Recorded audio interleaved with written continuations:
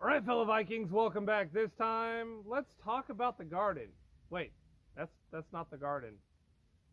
What?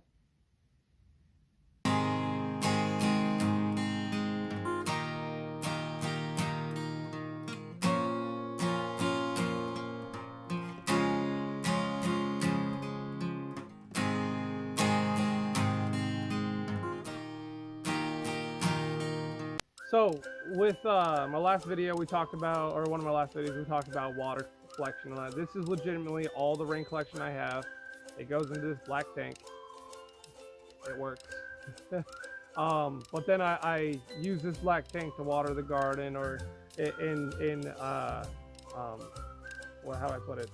In more desperate cases, if I'm able to get it. So this tank isn't high enough for me to put in my other tank. All right, I can transfer it over kind of, but it's about the same level, so it ends up keeping its own level. And that's assuming that my hoses don't collapse, because we have some cheap hose and it literally crushes in on itself if there's any kind of vacuum in it whatsoever. I need to get new hoses for that. And if I had new hoses, then it'd be no problem. It'd be a transfer over there and keep its own level with the rainwater and the other tank. But when I fill up the other tank, it'd fill up this one too, so we have no more rain collection stuff. It's kind of a catch-22 with that. And just so you can see, like, I'm literally just gonna turn the camera, all right? So there's this right here, all right? And look, this is almost level, so there's the other one. See, they're about the same height. The highest one over there is the one on the trailer, so it's able to transfer over into the main holding tank for the house, right? But other than that, these two tanks are about the same level, and you know, so everyone was asking, what about your rain collection? What about your rain collection? Well, this right here is my rain collection. Like that's all we have. Misty wanted to hook up a really nifty feed chute so that you didn't even have to walk in to feed the guineas. I'm like, there's no point in doing that. Like I told her, like, there's no point in doing that, and she's like, well, I want to put in a feed chute so you can just feed the guineas from out here. I'm like, yeah, but there's no point. I'm just gonna get an auto feeder and just like dump a bag of feed in there once every month or two. And she's like, okay. But even with that, like at that point when that happened, I had already cut, or she had already cut the gutters over off the house to use it. But yeah, so the rain collection on the house is on that cabin over there, on Dad's cabin. Actually, I'm gonna turn so you can see over there. Look, let's take a little journey here. Right, on that cabin over there, that's Dad's cabin right there. Right, this is our feed shed. But the rain collection on that cabin is now non-existent because of that little incident. That'd be an easy fix if it wasn't for the fact that my dad put an enclosure around his porch. You know, if that enclosure wasn't there, he'd be able to collect some rain. Or if we take those gutters off and move it to the outside and put an actual roof on it, because it doesn't have a roof on it, just tarps on top.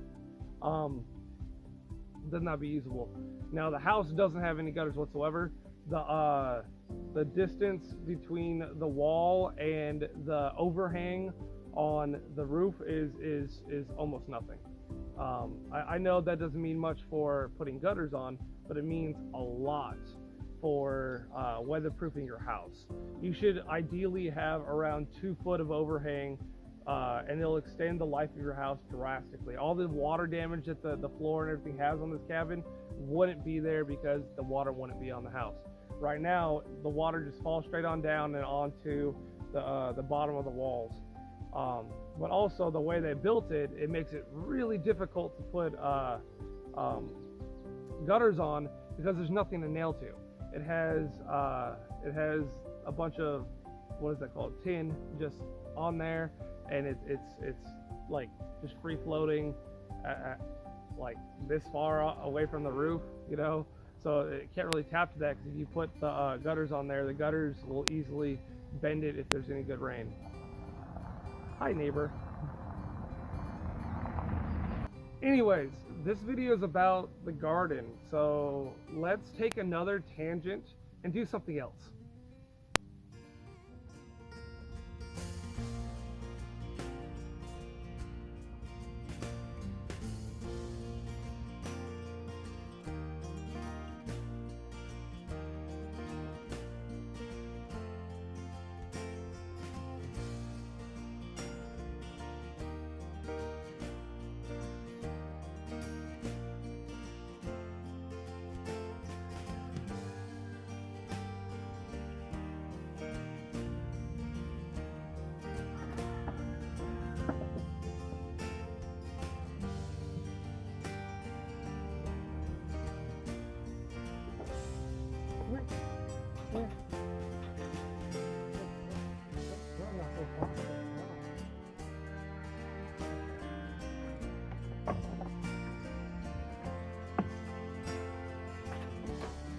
Oh no, you gotta back up.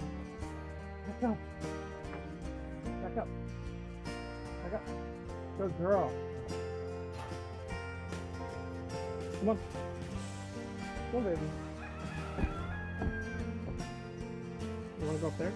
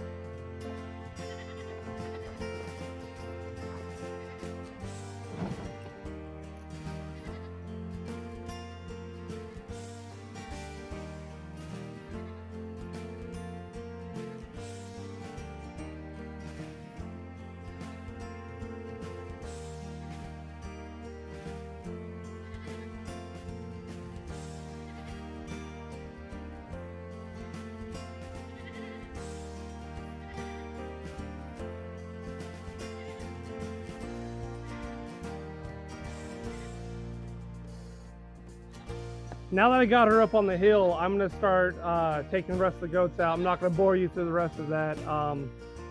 Yeah, then we're gonna get to work in the garden. I think it sounds like a wonderful time.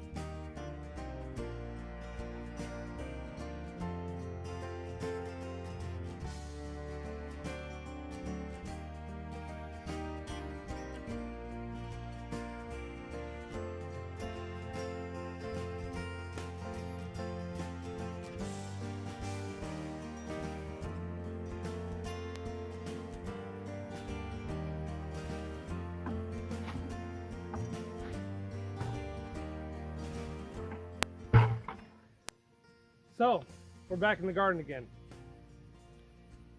I think it's doing all right. I mean, it's gotten drastically higher, but actually I have a purpose for making this video.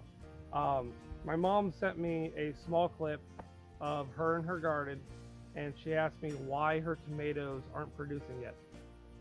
She's in North Carolina, so it's similar climate and all that. She has her tomatoes behind her house, so it has partial shade.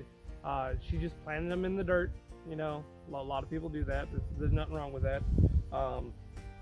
It'd probably be a little bit better if you add in some nutrients to that, like I grow comfrey, right? I make comfrey tea and I feed it to my plants, right? So you can ignore all that completely, right? The biggest things when it comes to tomatoes, right? If you have partial sun, if you have crap soil, all right, the biggest thing is suckers, all right? You have to be diligent on removing the suckers. So what is a sucker? Let me show you. This is a branch. This is a stem. This is a sucker in between a branch and a stem. This sucker will turn into its own plant. and it'll suck the nutrients out of the rest of the plant. And that's part of the reason why this one isn't fruiting too well. I hope that helps someone. You know, I really hope that that helps, because I mean, I want to see everyone be as successful as possible. Now, to show you a little bit of our success, this right here is a sunflower. It's not a mammoth sunflower. It's not a giant sunflower. This is just a regular sunflower, and it's taller than I am. I'm 6 foot tall. This right here is 6 foot, just over 6 foot tall, right? I think that's about 7 for that guy. Yeah. So if you feed your plants properly, or with what it wants, you know, you water it properly and all that, and take care of the plant the way it needs to be taken care of, right, you can produce some tremendous things. Here, let me show you my cherry tomatoes.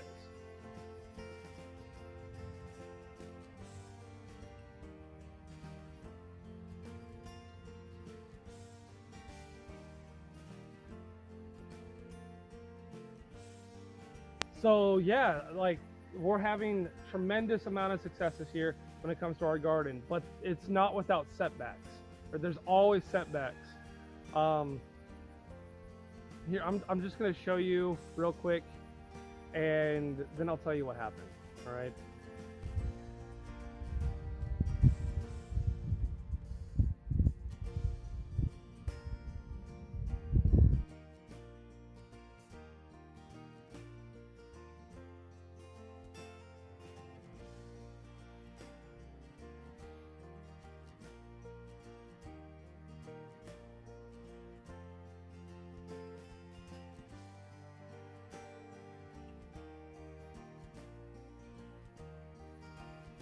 So those peppers, right? Beautiful peppers, right? No, they look like crap. All right. Part of my English, I know some of you guys might get offended by that, but it's true. They do. They look really bad. The first few look fine, but the last 2 rows right there are not doing well. And honestly, there's nothing I can do about that. Like, so the neighbor's dog has been coming over, and they've been well, I'm in bed and all that. They've been rummaging through the garden and tearing stuff up.